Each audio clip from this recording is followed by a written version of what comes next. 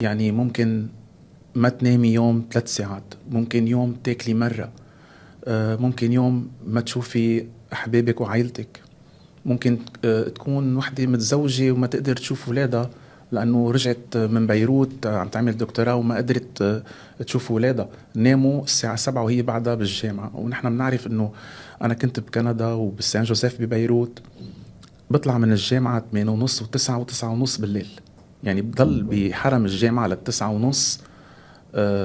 لما كنت بكندا هيك. والحلو انه سان جوزيف فتحت لنا كانت هذا المجال المكتبي والريسيرش، فهيدي لتوصلي بعدين على مدينتك وكلها مواصلات وتعب وهدر الوقت. بس يعني الإنسان مثل ما قلت بالنهاية بيعطي وبيضحي طيوصل.